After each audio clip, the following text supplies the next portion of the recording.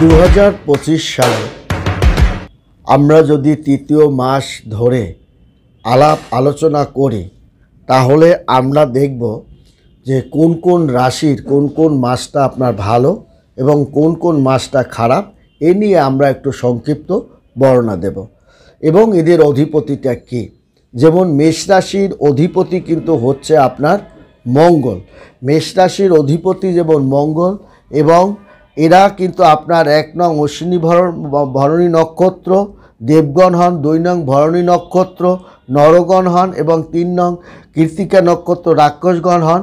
আবার অনেকে 2 নং ভরণী নক্ষত্রের স্থানকাল পাত্র বুঝে আপনার অনেক সময় দেবগণও হন এবং এদেরকে আষ্টপৃষ্ঠে বেঁধে রাখে আপনার মঙ্গল। এদের সবচেয়ে প্রিয় আপনার মাস হচ্ছে, সবচেয়ে ভালো মাস হচ্ছে মার্চ এবং এপ্রিল। এই সবচেয়ে ভালো, তাদের যত রকমের ভালো ফলাফল করবে তারা কিন্তু এই মেষ রাশি এই 2 মাসই তাদের স্বর্ণময় সময় বলে ধরা হবে। তেমনি বৃষ রাশি, বৃষ রাশির জাতক ও জাতিকাগণের অধিপতি কিন্তু শুক্র। তার অনেক আপদ বিপদ রক্ষা করে থাকে কিন্তু শুক্র। তার কিন্তু কৃত্তিকা নক্ষত্রের কিছু অংশ সে পাবে, কিছু পাদও পাবে এবং দেবারিগণ হবে বা রাক্ষসগণ হবে। 4 নং রোহিণী নক্ষত্র পাবে, নরগণ হবে এবং মৃগশিরা নক্ষত্র হবে, দেবগণ আপনার দেবগণ হবে। তবে বৃষ রাশির জাতক সম্পর্কে একটু বলি। এরা যদি সহজে কারোকে শত্রু ভাবে না, যদি এরা কারোকে শত্রু ভাবে তার এবং যদি তাকে তার ক্ষতি করবে বলে সিদ্ধান্ত নেয় তার ক্ষতি করেই ছাড়বে, তার আঘাত সে করেই ছাড়বে। এটাই হচ্ছে বৃষ রাশির সবচেয়ে বৈশিষ্ট্য এবং এরা সাধারণতভাবে ভক্ত হন, কিন্তু এরা যদি সবল মারে এক সবলেই কিন্তু সবই। এই বৃষ রাশি জাতক ও জাতিকাগণ আপনার এপ্রিল মাস এবং মে মাস তাদের জন্য অত্যন্ত স্বর্ণময় সময় বলে ধাবিত হবে। এই আপনার 2025 সালে সালের এই তৃতীয় মাস থেকে এই ফলটা ধরা হবে এবং আপনার বৃষ রাশির জাতক ও জাতিকাগণকে আপনার এপ্রিল এবং মে মাস তাদের স্বর্ণময় সময় হবে। মিথুন রাশির জাতক ও জাতিকাগণের বুধ তাদের আষ্টপৃষ্ঠে বেঁধে রাখে। এরা অত্যন্ত চঞ্চল হন, হুমজে গেলে সিদ্ধান্ত দেন, আবেগ বেশি, ভালোবাসার ক্ষেত্রে এরা জড়িয়ে পড়ে। এরা 5 নং মৃগশিরা নক্ষত্রের কিছু অংশ পাবে দেবগণ এবং আপনার 6 নং আদ্রা নক্ষত্র এরাও আপনার নরগণ আপনার হবে এবং 7 নং পুনর্বসু নক্ষত্র দেবগণ আপনার এই হবে এবং এদের আষ্টপৃষ্ঠে বুধ কিন্তু রাখে। এরা অত্যন্ত প্রেমিক হবেন, আবেগপ্রবণ হবেন এবং এদের প্রেম একের পর এক প্রেমে তাদের জড়িয়ে পড়ে এবং সংসার জীবনে বিবাহিত জীবনের প্রেমে জড়িয়ে পড়ার কারণেই এদের অনেক সময় সমস্যার মুখে পড়তে হয়। মিথুন রাশির জাতক ও জাতিকাগণের স্বর্ণময় সময় বা সাফল্যের সময় বলা হবে মে মাস এবং জুন মাস।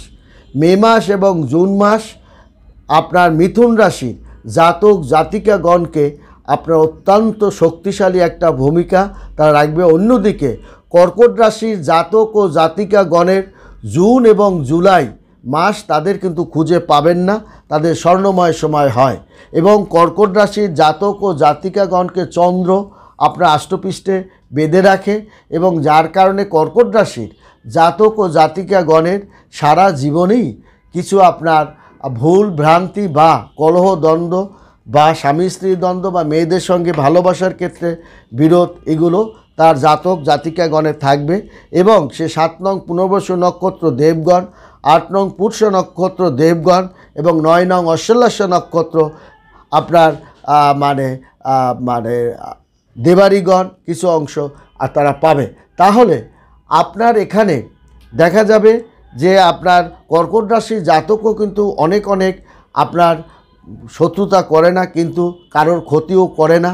এদের মন সরল এবং এরা যা বলে সামনাসামনি বলে ফেলে, প্রকাশ করে ফেলে এবং এদের পেটে কোনো কথাও থাকে না এবং এরা যদি কারোকে শত্রু মনে করে তারা কিন্তু আপনার অনেক ক্ষেত্রে তারা হিংস্র হয়েও উঠতে পারে কর্কট রাশির জাতক ও জাতিকাগণ। এবং এই যে আপনার জুন এবং জুলাই এদেরকে কিন্তু খুঁজে পাবেন না। এদের এই সময়টাকে স্বর্ণ সময় বলে ধরা হবে এবং এই সময় তারা যাহা কিছু করার এই সময় তারা করেন। তেমনি কিন্তু সিংহ রাশি জাতক ও জাতিকাগণ জুলাই এবং আগস্ট মাস তাদের জন্য স্বর্ণময় সময় বলে ধরা হবে এবং এদেরকে অনেক সময় বুধ এবং রবি তাদেরকে আষ্টপৃষ্ঠে বেঁধে রাখে। এরা অত্যন্ত চোখস হন, বুদ্ধিমান হন, জ্ঞানী হন, দূরদর্শী জ্ঞানসম্পন্ন হন, উচ্চ ক্ষমতাধর ব্যক্তি হন এবং তারা অনেক ভালো ভালো পজিশন অবস্থান করেন এবং ব্যবসার জায়গায়ও তারা একটা শ্রেষ্ঠত্বের জায়গায় তাদের অবস্থানটা ধরে রাখতে পারে। পারিবারিকভাবে পারিবারিক যশ খ্যাতি ধরে রাখার জন্য তারা আপ্রাণ চেষ্টা এবং সাধ্য তারা করে এবং তারা এটা সফলতাও তারা হন। তেমনি কিন্তু কন্যা রাশির জাতক ও জাতিকাগণ আগস্ট এবং সেপ্টেম্বর মাসে তাদের কিন্তু সন্তুষ্টি তারা থাকবে। এই সময়টা তাদের স্বর্ণময় সময় ধরা হবে।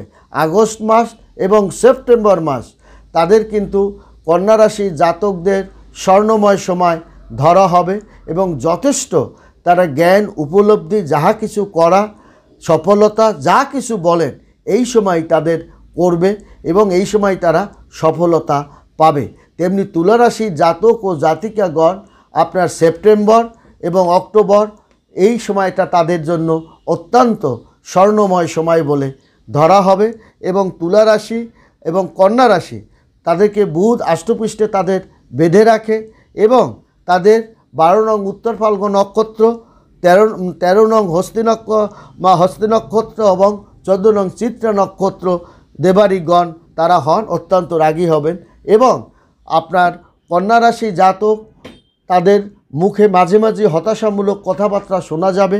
জীবনে কিছু করতে পারবো না এই টাইপের কথা বলবেন, কিন্তু সমাজে যত সুখী এবং দাম্পত্য জীবনে সুখী আপনি যাই দেখবেন না কেন এরা কিন্তু কন্যা রাশির জাতক ও জাতিকাগণ হারটা বেশি তারা সুখ ভোগ করেন এবং তারা অল্পতেও যেমন সুখ ভোগ করেন আবার অনেক বেশিতেও তারা সুখ ভোগ করেন।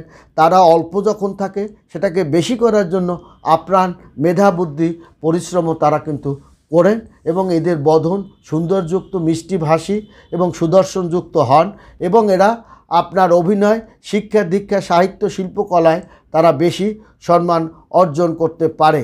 তেমনি তুলা রাশির জাতক ও জাতিকাগণ আমরা যদি বিচার বিশ্লেষণ করি এদেরকে শুক্র আষ্টপৃষ্ঠে বেঁধে রাখে এবং শুক্রের কারণে এদের অনেক আপদ বিপদ তারা রক্ষা পান এবং 14 নং চিত্রা নক্ষত্র, 15 নং স্বাতী নক্ষত্র এবং 16 নং বিশাখা নক্ষত্রের শেষ অংশ কিছুটা পাবেন, প্রথম অংশের সাইডের কিছু পাবেন এবং তাদের কিন্তু আপনি দেখা যায় এদের দেবারীগণ হবে 16 বিশাখা নক্ষত্র এবং 14 নং বিশাখা নক্ষত্র 14 নং তারাও দেবারীগণ হবেন এবং অত্যন্ত ক্ষুব্ধ হয়ে গেলে তারা মানে আপনার মেজাজ ঠিক রাখতে পারেন না।